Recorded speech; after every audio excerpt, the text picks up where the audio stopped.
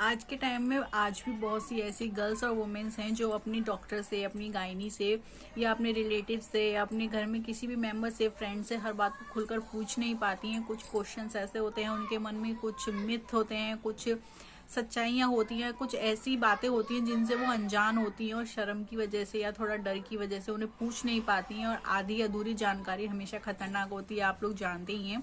तो आज की वीडियो में मैं आप लोगों को कुछ ऐसे ही क्वेश्चंस के आंसर देने वाली हूँ जो हर गर्ल्स या वुमेन्स हर किसी से पूछ नहीं पाती हैं, बट उनके मन में कहीं ना कहीं ज़रूर होते हैं, जो कि बहुत ज़्यादा पूछे जाने वाले क्वेश्चंस या क्यूरीज होती हैं। तो आज मैं उन्हीं कुछ टॉपिक्स के बारे में आपको बताने वाली हूँ, चाहे वो पीरियड्स हो, चाहे वर्जाइना हो, या कुछ वर्जिनिटी से रिलेटेड हो, या मतलब एनीथिंग, कुछ भी ऐसे टिपिकल कुछ क्वेश्चंस होते हैं उनके आंसर देने की आज मैं पूरी कोशिश करूंगी। So hello guys, welcome back to my channel let's talk. आज की वीडियो का टॉपिक आपको पता चल ही गया है। सबसे पहले आप लोगों से रिक्वेस्ट है, मेरे चैनल को सब्सक्राइब जरूर कीजिए अगर पहली बार देख रहे हैं। यहाँ पर मैं आपको अच्छी से अच्छी वीडियोस देने की कोशिश करती हूँ, अच्छे से अच्छे टॉपिक्स देने की कोशिश करती हूँ जो आपके लिए हमेशा ही होपफुली इम्पोर्टेंट होते होंगे, इन्फॉर्मेटिव होते होंगे। तो चलिए स्टार्ट करते हैं आज की वीडियो। तो आज की वीडियो का सबसे पहला क्वेश्चन है जो कि मैंने बहुत लोगों से सुना है, मेरे पास मेल्स भी आते हैं, क्यूरीज भी आती हैं, यही कि लड़कियां मतलब स्पेशली मैरिड वुमेन ये पूछती हैं कि हमें पीरियड्स के टाइम पे सेक्स करना चाहिए, नहीं करना चाहिए, कितना सेफ है, अनसेफ है, कंफर्टेबल है, अनकंफर्टेबल है। तो सबसे पहले मैं बताऊंगी it's all depend on you.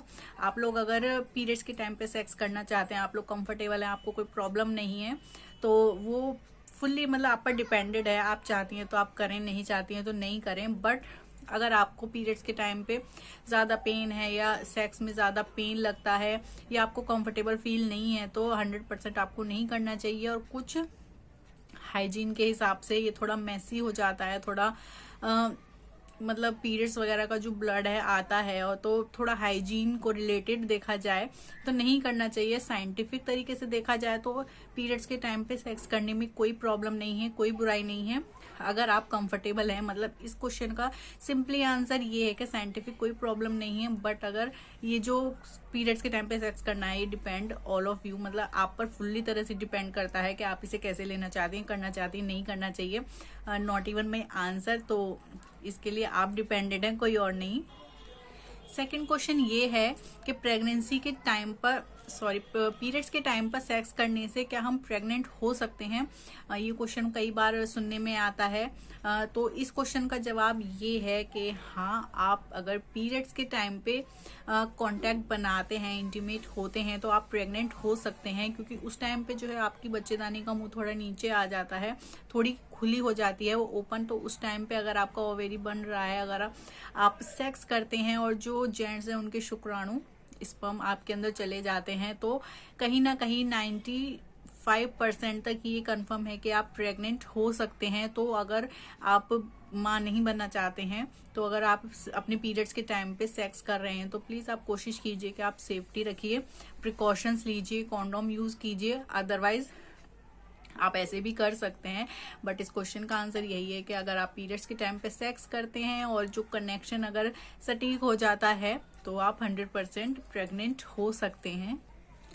तो थर्ड क्वेश्चन ये है कि जब आप अपने पार्टनर से इंटीमेट होते हैं तो ज़्यादा पेन होना सही है, नहीं है, क्या है? तो सबसे पहले इसका भी जवाब में यही है कि ये बॉडी टू बॉडी डिपेंड करता है। किसी की बॉडी में ज़्यादा पेन होता है, किसी की बॉडी में कम पेन होता है, किसी की बॉडी एक नॉर्मल पेन को दिखाती है। बट अगर आपको शादी के बाद आप फर्स्ट टाइम इंटीमेट हो रहे हैं अपने पार्टनर से, तो आपको पेन हो सकता है, ये लॉजिक सी बात है। थोड़ा ज़्यादा हो सकता है, थोड़ा कम हो सकता है, बट बहुत ज़्यादा दर्द होना भी सही नहीं है।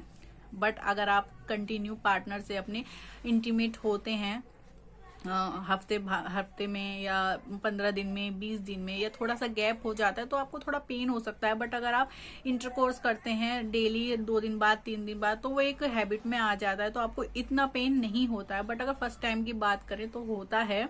और साथ ही साथ ये कोई ऐसी डरने वाली बात नहीं है, मतलब हर किसी को पेन होता है। बट अगर आप अपने पार्टनर के साथ इंटीमेट होने में कुछ ज़्यादा गैप कर लेते हैं, तो अगर फिर आप इंटीमेट होते हैं तो थोड़ा और दर्द हो सकता है। बट ज़्यादा ही आपको पेन होता है कि आप उसे संभाल ही नहीं पा रही हैं, मतलब आप उसे सहन नहीं कर पा रही हैं, तो आपको सबसे पहले अपने डॉक्टर से कंसल्ट करना चाहिए, क्योंकि डॉक्टर से बेस्ट सलाह कोई नहीं दे सकता है। अदरवाइज अगर थोड़ा बहुत दर्द होता है या सहने लायक है, नहीं सहने लायक थोड़ा बहुत, तो आप उसे डरिए मत, वो कुछ भी ऐसी घबराने वाली बात नहीं होती। हर किसी को पेन होता है इंटीमेट होने के टाइम पे। फोर्थ क्वेश्चन, जो कि मैंने एक नॉर्मल सा क्वेश्चन हो गया है, बट फिर मैं उसका जवाब दे देना चाहती हूँ कि ज़्यादातर लड़कियां वुमेन से पूछती हैं कि अपनी वर्जाइना के हेयर को रिमूवल कैसे करना चाहिए।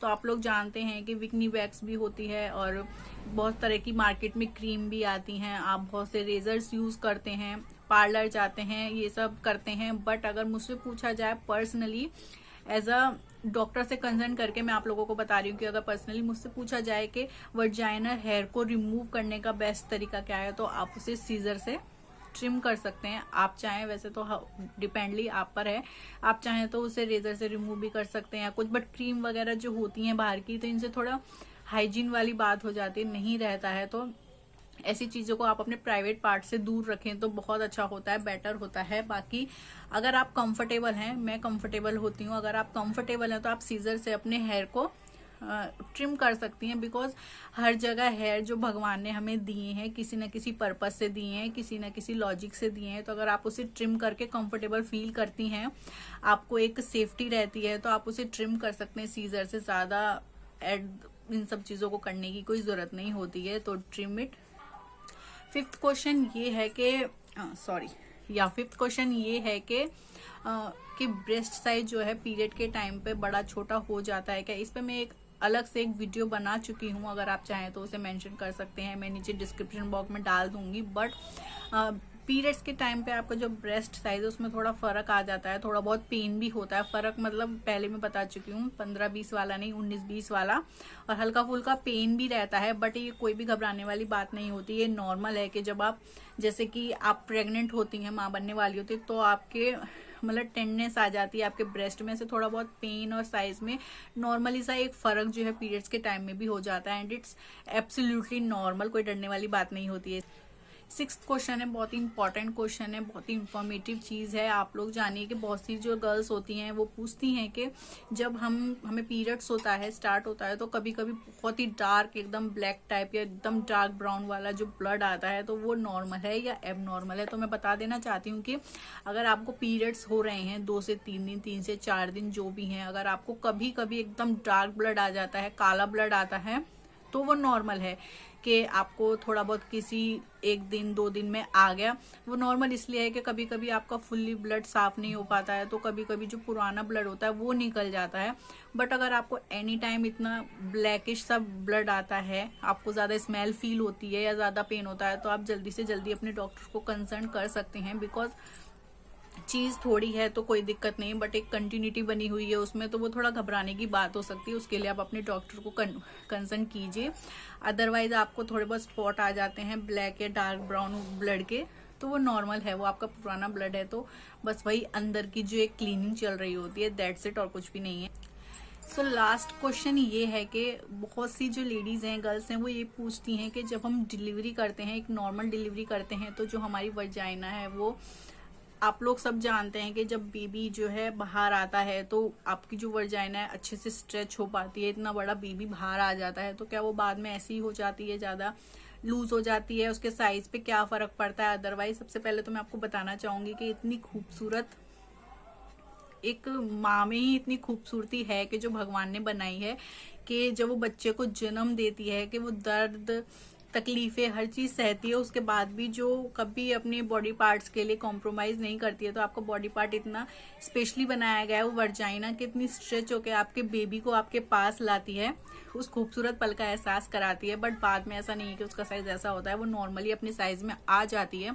थोड़े बहुत लूजनेस वगैरह पे फ़र्क पड़ सकता है, तो उसके लिए भी बहुत सी वीडियोज़ हैं, आप उन्हें जाकर देख सकते हैं। बट ऐसा नहीं होता है कि इतना बड़ा बेबी आता है तो उसमें ज़्यादा स्ट्रेच हो जाती है, वैसा कुछ भी नहीं होता है, कोई घबराने वाली बात नहीं होती है। और इनके अलावा भी अगर कोई भी क्वेश्चंस वगैरह हैं, आप मुझसे वो भी पूछ सकती हैं। बट किसी भी क्वेश्चन को अपने मन की बातों को पूछने के लिए घबराना शर्माना नहीं चाहिए। आप मुझसे पूछिए, अपनी घर में रिलेटिव से पूछिए, अपने फ्रेंड से, जिसके साथ आप कंफर्टेबल हैं आप पूछ सकते हैं। क्योंकि जब हमें किसी चीज़ की जानकारी होती है तभी हम उस पर पूरी तरह से अपनी सोच को रख सकते हैं, सेटिस्फाइड हम हो सकते हैं। तो हर चीज़ को आप लॉजिकली मतलब सीरियसली मत लीजिए इतना, बट लॉजिकली उसे समझने की कोशिश कीजिए। तो आपके और भी कुछ ऐसे कमेंट्स क्वेश्चन हो तो प्लीज़ मुझे कमेंट कीजिएगा, मेल कीजिएगा, मैं आपको ज़रूर से ज़रूर आंसर देने की कोशिश करूँगी। और होपफुली आपको मेरी आज की वीडियो भी बहुत ही इंफॉर्मेटिव और बहुत ही अच्छी लगी होगी। आगे भी मैं ऐसी वीडियोस बनाती रहूँगी। आज की वीडियो को करती हूँ मैं यहीं पर ख़त्म, और आप लोग सेफ रहिए, अच्छे से रहिए।